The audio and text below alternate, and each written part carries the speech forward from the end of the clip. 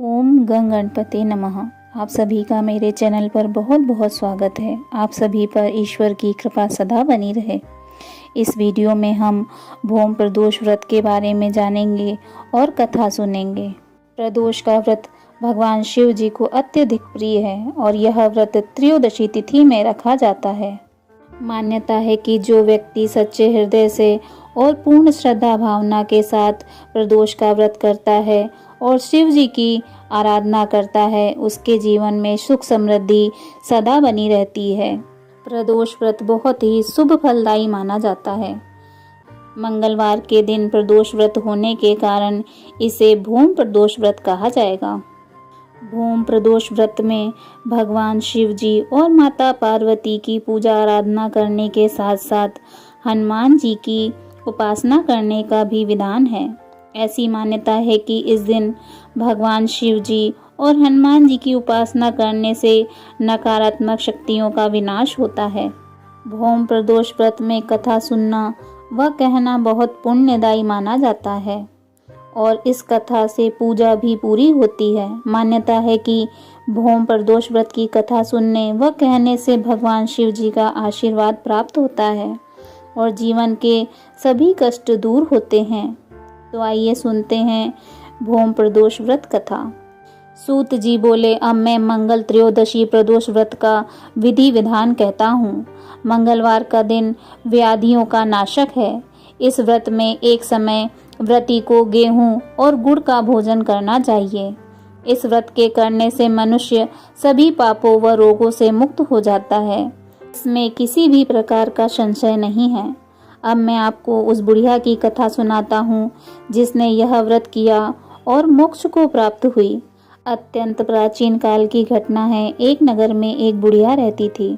उसके मंगलिया नामक एक पुत्र था। वृद्धा को हनुमान जी पर बड़ी श्रद्धा थी। वह प्रत्येक मंगलवार को हनुमान जी का व्रत रखकर यथाविधि उनका भोग लगाती थी। इसके अलावा मंगलवार को न तो वो घर लिपती और न ही मिट्टी खोदती थी। इसी प्रकार व्रत रखते हुए जब उसे काफी दिन बीत गए तो हनुमान जी ने सोचा कि चलो आज इस वृद्धा की श्रद्धा की परीक्षा करें। वे साधु का वेश बनाकर उसके द्वार पर जा पहुँचे और पुकारा, हे कोई हनुमान भक्त जो हमारी इच्छा पूरी करे। वृद्धा ने यह पुकार सुनी तो वह बाहर आई और बोली, महाराज क्या आज्ञा है। साधु वेशधारी हनुमान जी बोले कि मैं बहुत भूखा हूँ, भोजन करूँगा, तुम थोड़ी सी जमीन लीप दो। वृद्धा बड़ी दुविधा में पड़ गई। अंत में हाथ जोड़कर प्रार्थना की, हे महाराज, लीपने और मिट्टी खोदने के अतिरिक्त जो काम आप कहेंगे वह मैं करने को तैयार हूँ। साधु ने 3 बार प्रतिज्ञा कराने के बाद कहा, तू अपने बेटे को बुला, मैं उसे औंधा लटाकर उसकी पीठ पर आग जलाकर भोजन बनाऊंगा। वृद्धा ने सुना तो पैरों के तले की धरती खिसक गई, मगर वह प्रतिज्ञा कर चुकी थी। उसने मंगलिया को पुकार कर साधु महाराज के सुपुर्द कर दिया, मगर साधु ऐसे ही मानने वाले नहीं थे। उन्होंने वृद्धा के हाथों से ही मंगलिया को औंधा लिटाकर उसकी पीठ पर आग जलवाई। आग जलाकर दुखी मन से वृद्धा अपने घर में चली गई।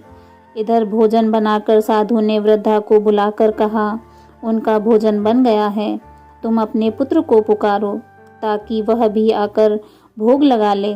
इस पर वृद्धा बोली, उसका नाम लेकर मुझे और कष्ट न दें। लेकिन जब साधु महाराज नहीं माने तो वृद्धा ने अपने पुत्र को आवाज लगाई। वह अपनी माँ के पास आ गया।